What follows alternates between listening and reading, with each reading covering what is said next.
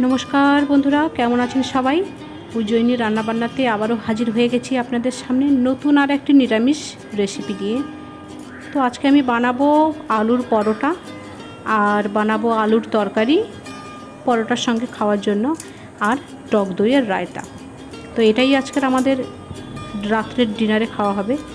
তো যাই হোক, চলুন এখানে আমি দেখাচ্ছি কি কি নিচ্ছি। এখানে আমি নিয়েছি 300 গ্রাম ময়দা। তো এই ময়দা বাদে আপনি আটা দিয়েও করতে পারেন, কিংবা আটা ময়দা মিশিয়েও করতে পারেন। আমি এখানে ময়দাই ব্যবহার করছি। আর নিয়েছি 1 চামচ ঘি, সামান্য পরিমাণে লবণ আর 1 চামচ জোয়ান। জোয়ানটাকে হাত দিয়ে ভালোভাবে এমনি ক্র্যাশ করে নিতে হবে। তাতে কি হয়, জোয়ানের যে স্মেলটা পুরো ময়দার মধ্যে ছড়িয়ে যায়, আর তাতে পরোটার টেস্ট ভীষণ সুন্দর হয়। এবার হাত দিয়ে আমি ভালোভাবে ময়দাটাকে মিশিয়ে নেব। এবার অল্প অল্প জল দেব, অবশ্যই নর্মাল জল, এখানে কোনো গরম জল ইউজ করা যাবে না। নর্মাল জল নিয়ে ভালোভাবে মেখে নিতে হবে। এই ডোটা যেটা মাখানো হবে সেটা একদম নরম হবে না, আবার খুব শক্ত হবে না, অথচ মানে এই রকম একটা মেজারমেন্টে মাখানো হবে। কি বলবো, ভাষাতে বোঝাতে পারছি না।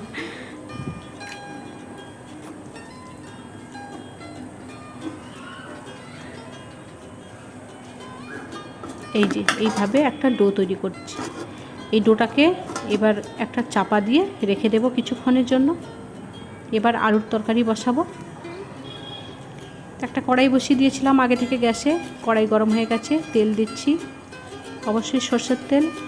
আর তেল গরম হয়ে যাওয়ার পরে কালো জিরে দিলাম, চেরা কাঁচা লঙ্কা দেব। এবার আলু দিয়ে দেব, একটু হালকাভাবে নেড়ে দেব। এবার এতে মেশাবো স্বাদ অনুযায়ী লবণ,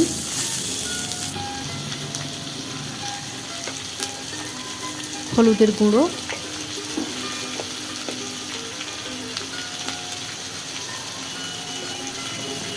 একটু কাশ্মীরি লঙ্কার গুঁড়ো দেব, যেহেতু কাঁচা লঙ্কা দেওয়া আছে আর লঙ্কা গুঁড়ো দিচ্ছি না। এবার দেব জিরে গুঁড়ো, ধনে গুঁড়ো, হিং জল দেব। একটু হিং ভিজিয়ে রেখে দিয়েছিলাম 10-15 মিনিট আগে। এবার ভালোভাবে নেড়ে নেব। একটু ঢাকা দিয়ে দেব।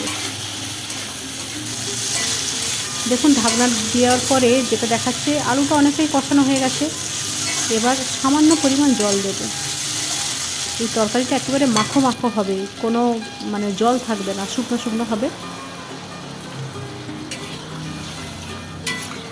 ঢাকা দিয়ে দেব।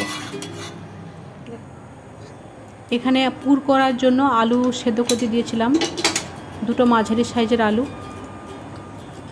এখনও গরম আছে। আলুগুলোকে তুলে নিয়ে ছাল ছাড়িয়ে নেব।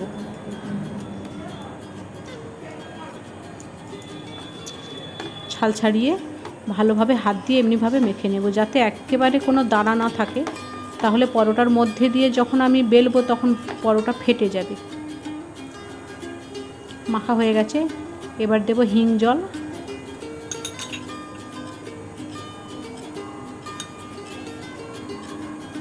আদা কুচি,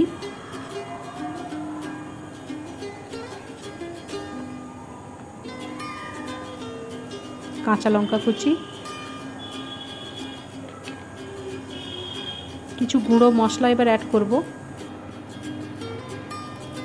তার আগে দিচ্ছি একটু গোটা মৌরি, চিলি ফ্লেক্স দেব।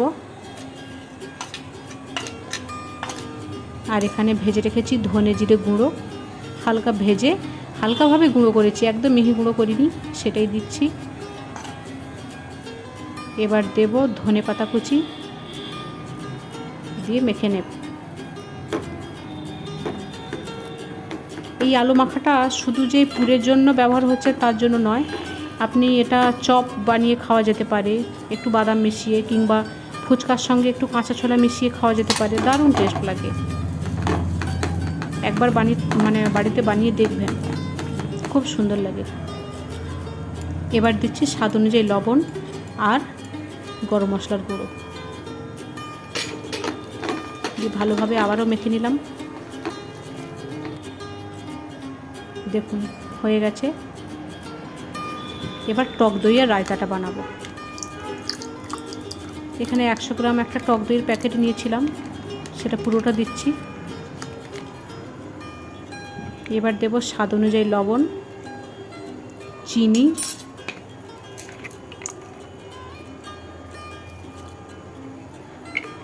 এবার গুঁড়ো মশলা দেব। ওই ভেজে রাখা ধনে জিরে গুঁড়ো দিয়ে দিলাম। এবার কাঁচা লঙ্কা দেব। এবার দেব ধনে পাতা, দিয়ে ভালোভাবে মিশিয়ে নেব।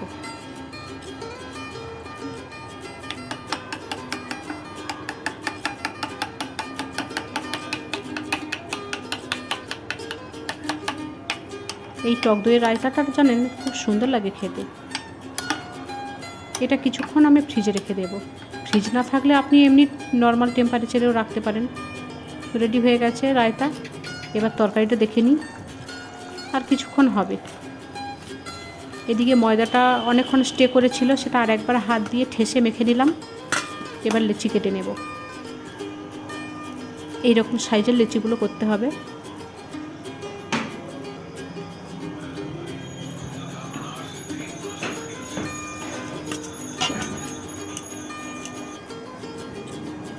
মোট 8 পিস লেচি হয়েছে।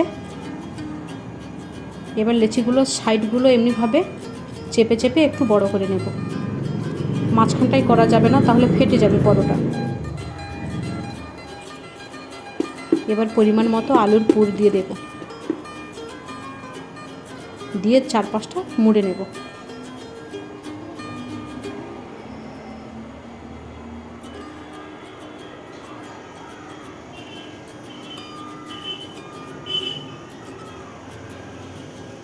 একটু সাবধানে মুড়তে হবে যাতে পুরটা না বেরিয়ে যায়।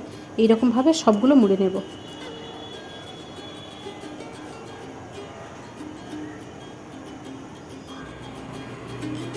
আলুর তরকারিও রেডি হয়ে গেছে, দেখুন কত সুন্দর হয়েছে। এবার অল্প আটার গুঁড়ি দিয়ে একটু হাত দিয়ে চেপে চেপে নিতে হবে। তাতে কি হয়, পুরটা সমস্ত মানে 4-5টা একটু ছড়িয়ে যায়, এক জায়গায় আর গুঁটো হয়ে থাকে না। হালকাভাবে বেলে নিতে হবে, বেশি চাপ দিয়ে বেলা যাবে না, তাহলে ফেটে যাবে ময়দা। এবার ভেজে নেব খালি তাওয়াতে। দুদিক ভালোভাবে ভাজার পরে অল্প অল্প তেল দিয়ে ভেজে নেব। গ্যাসের ফ্লেমটা অবশ্যই মিডিয়াম কিংবা লো ফ্লেমেই রাখবেন, হাই ফ্লেমে রাখলে পুড়ে যাবে। আপনি চাইলে এখানটায় বাটার দিয়েও ভাজতে পারেন কিংবা ঘি দিয়ে। যেহেতু আমি ঘিতে মানে ময়ান দিয়েছি, তাই জন্য আর ঘি দিলাম না, সাদা তেল দিয়েই বেলে নিচ্ছি, ভেজে নিচ্ছি।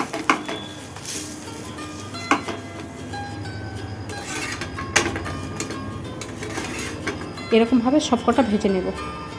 তো বন্ধুরা, আজকের আমার ভিডিওটি যদি আপনাদের ভালো লেগে থাকে অবশ্যই লাইক করবেন, শেয়ার করবেন। আর আমার চ্যানেলে যদি আপনি নতুন হয়ে থাকেন অবশ্যই সাবস্ক্রাইব করবেন নতুন নতুন ভিডিও পেতে। তো চলুন সবগুলো ভেজে নিই। হয়ে গেছে, এবার একটু কেটে দেখাই আপনাদের।